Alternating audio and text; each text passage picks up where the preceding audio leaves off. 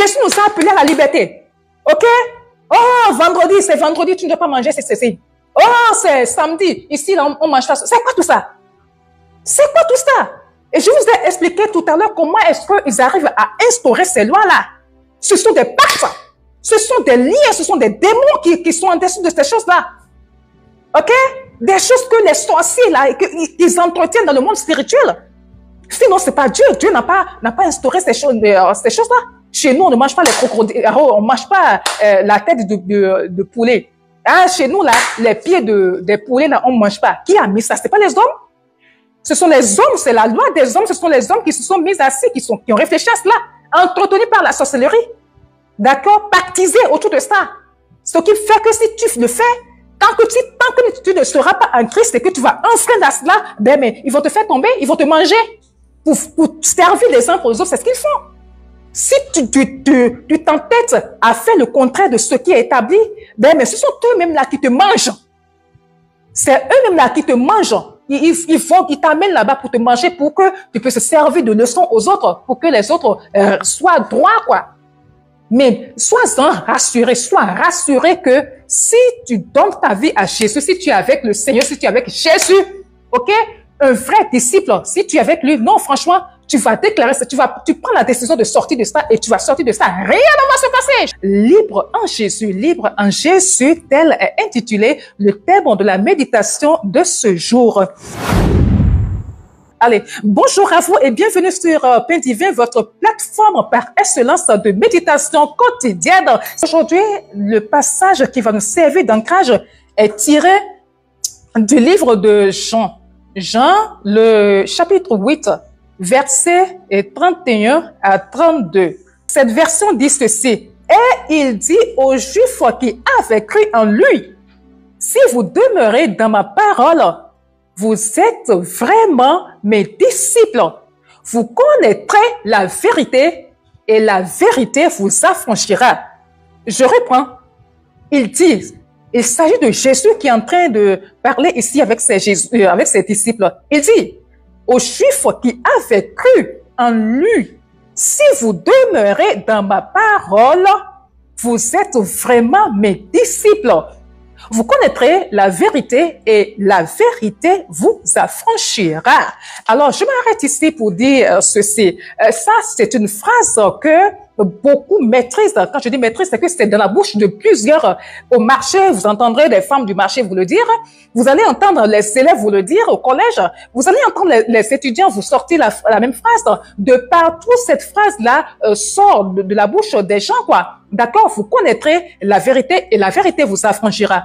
Et juste, j'aimerais attirer l'attention ici sur le fait que les deux versets que je viens de lire sont liés. Le verset 31 32 est lié au verset 31. Le verset 32 n'existe pas sans le verset 31. Alors, qu'est-ce qu'on fait? Qu'est-ce que les gens font? Ils disent seulement le 32, alors que ce que Jésus a dit avant d'affirmer cette phrase n'est pas dite, est occulté en fait.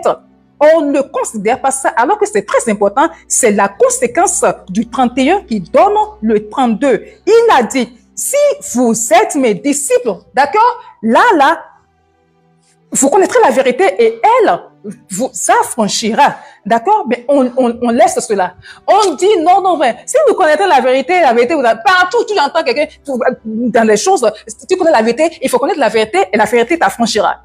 Mais qu'est-ce que l'auteur a dit? Celui qui a fait sortir cette phrase-là, c'est dans un contexte précis. C'est bien dans un contexte précis. Il dit, si vous demeurez, si vous êtes mes disciples, si vous croyez en moi, là, il est en train de parler à ceux qui lui ont déjà confié leur vie, à ceux qui ont reçu Jésus comme maître et sauveur de leur vie, à ceux qui appartiennent à Jésus. Il n'est pas en train de parler des païens, il n'est pas en train de parler à tout le monde, il est en train de parler aux siens. Si vous me recevez, si vous êtes mes disciples, d'accord? Et pour le recevoir, pour être disciple, il faut d'abord le recevoir. OK? Donc, par rapport à certaines choses, c'est pas possible qu'on affirme cette phrase comme ça, non. OK? On est en train de dire qu'il faut d'abord se réconcilier avec Jésus, avoir Jésus dans sa vie, être son disciple. Et là, on connaît la vérité Et c'est cette vérité-là qui a affranchi. De quelle vérité s'agit-il? Il s'agit de la vérité biblique. OK? Il s'agit de la vérité biblique. Alors, pour ceux qui ont l'habitude de me suivre, ils savent que je parle toujours de la généralité. Hein, je donne des exemples pour chuter. OK? Alors, qu'est-ce qui a suscité ce thème-là? Vous allez constater que beaucoup sont encore sous des jougs. OK? Il y a des lois familiales qui fatiguent beaucoup. D'accord? Il y a les interdits, il y a les totems. Je prends un exemple.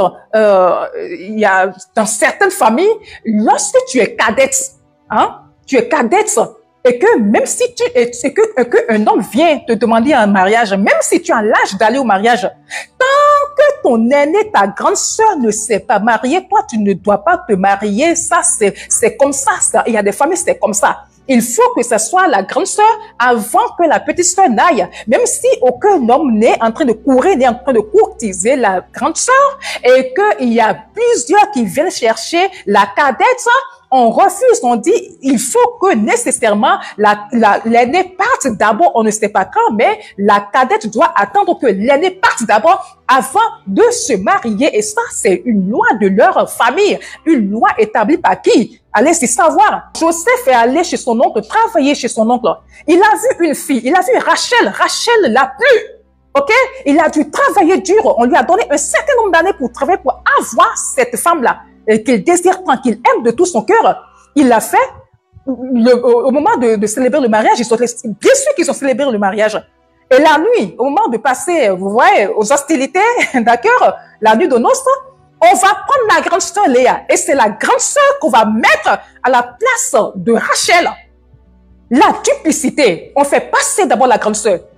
Parce qu'on dit non, la grande sœur ne veut pas être là et c'est la cadette qui va y aller. Non. Donc, c'est dit qu'il y en a qui ont copié encore cette façon de faire là. Nulle part il n'est dit, Dieu n'a mis quelque part que c'est comme ça que ça doit se passer.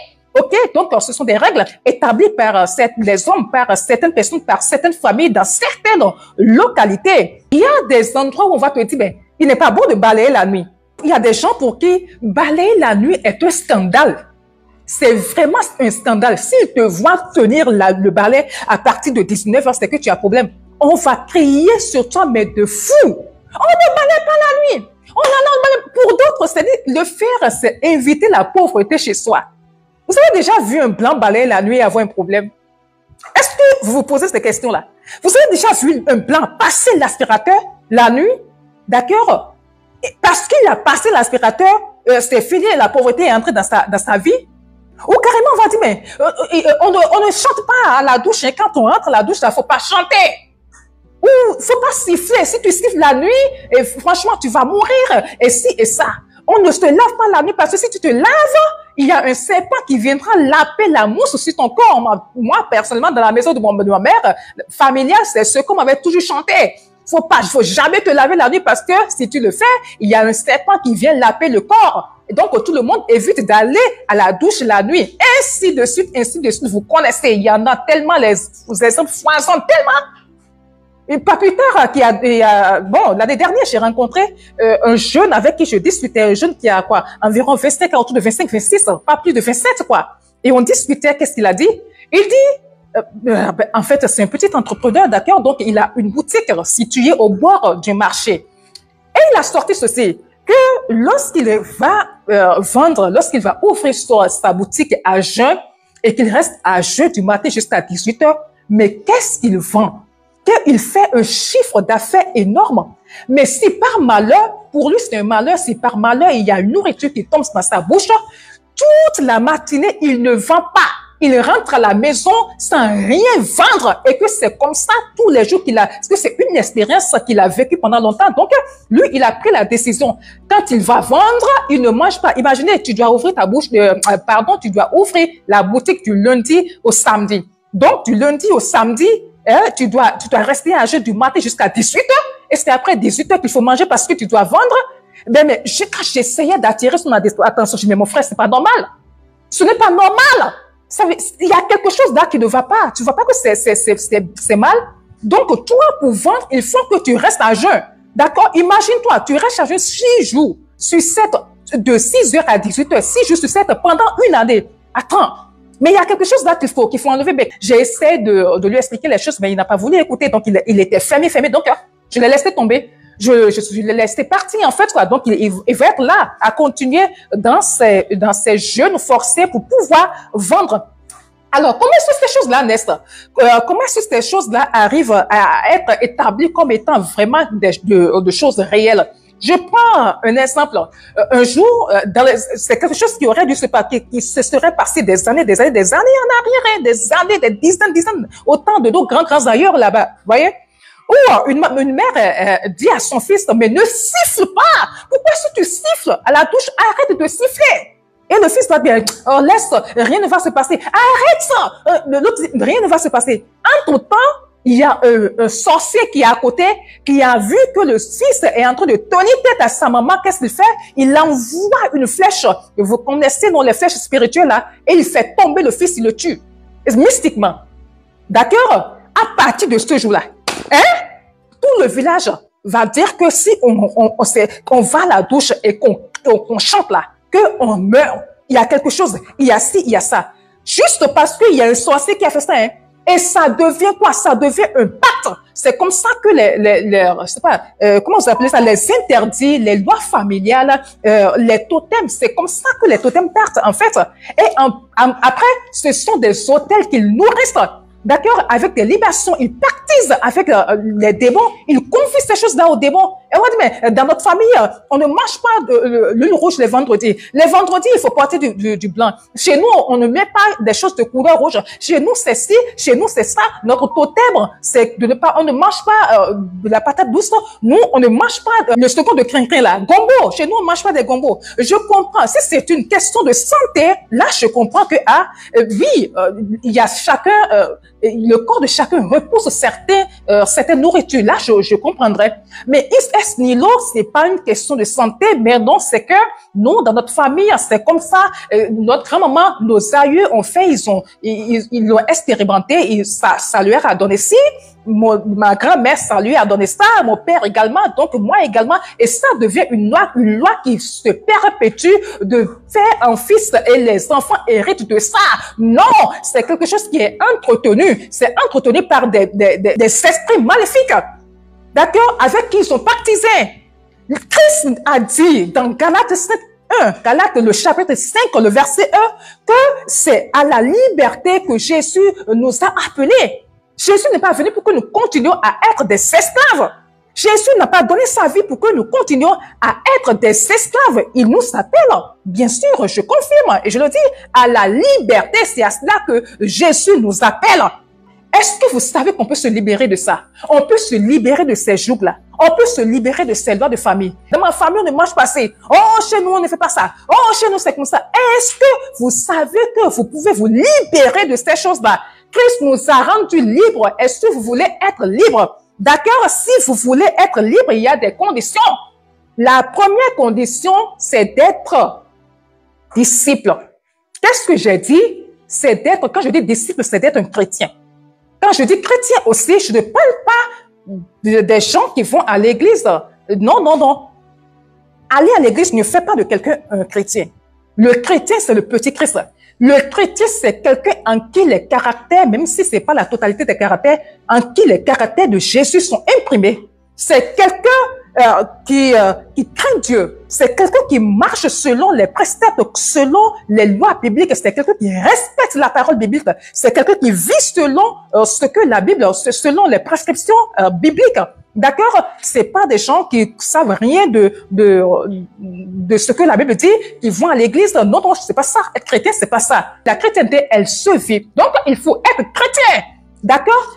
Être chrétien, un vrai chrétien. Christ a dit, le verset que nous avons lu, le 31 a dit, si vous êtes mes disciples, et pour être disciple, ça commence déjà par la réconciliation. Ça commence par le fait de remettre sa vie entre les mains de Jésus et que Jésus fasse de soi son enfant, qu'on soit son disciple. Dans ce cas, on connaîtra la vérité. Donc, après cela, vous pouvez connaître la vérité, vous connaîtrez la vérité et cette vérité vous affranchira. Donc, ça commence par là. Et ensuite, les conditions, elles sont là. Et donc, le concept de liberté passe par 3 étapes ou actions. Je reprends. le concept de liberté passe nécessairement par 3 étapes ou actions. La première action, c'est savoir. Deuxième action, vouloir. Troisième action, pouvoir. On va prendre le premier qui est savoir. D'accord? Savoir, c'est s'approprier des promesses de Jésus, des promesses de la Bible. C'est déjà être au parfait au courant de ce que Jésus est venu faire, de ce que Jésus a fait pour soi, de ce que Jésus a fait à la croix. Ok? J'ai donné par exemple l'exemple de ce jeune-là qui reste à jeûne tout le temps pour pouvoir vendre. J'ai voulu expliquer, il n'a pas voulu entendre, donc il va demeurer dans l'obscurité, d'accord, qui l'entoure. Ok? S'il voulait connaître, il allait ouvrir son cœur et écouter ce que je voulais lui dire. Et chercher à savoir, est-ce qu'il y a une véracité derrière ce que je veux lui dire? La curiosité, le fait de chercher à savoir, d'accord? Les vérités sont là dans la Bible. Ok? Donc, c'est la première action, savoir. La seconde, vouloir. Parce que personne ne va te forcer. Ce jeune-là, est-ce que je l'ai forcé? Je ne l'ai pas forcé. J'ai voulu qu'il soit libre, qu'il soit libéré de ça. Mais il n'a pas voulu m'écouter. Je ne l'ai pas forcé. Donc, forcément, il continue dans son affaire de jeûne forcé. Il continue dedans. Il est lié. Il ne sait pas qu'il est lié. Il est aveuglé. Il ne le sait pas. Ok?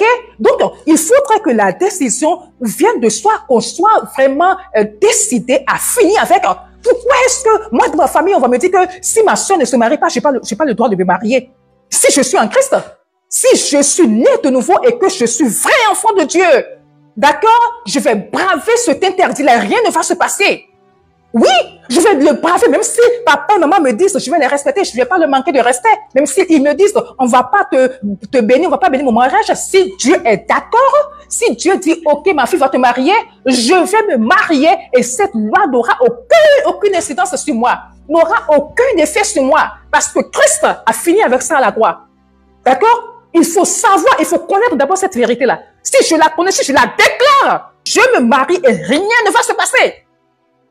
Je passe, si après ma sœur aînée veut se marier à une date ultérieure, quand ça va lui plaire, ben voilà quoi. Mais moi, je vais le faire, je vais me dégager, je vais sortir de ce lien-là, je vais sortir de cette loi-là qui restreint les libertés. Et la troisième chose, c'est de pouvoir, d'accord, Christ nous a donné son autorité. Il a dit, je vous donne le pouvoir de marcher sur les lionceaux, sur le serpent, j'oublie, je voulais pas paraphraser là, sous toute la force du mal et rien ne pourra vous arriver. Si vous connaissez cette vérité-là, vous allez sortir de cette chose-là. Il faut nécessairement passer par ces trois vérités-là.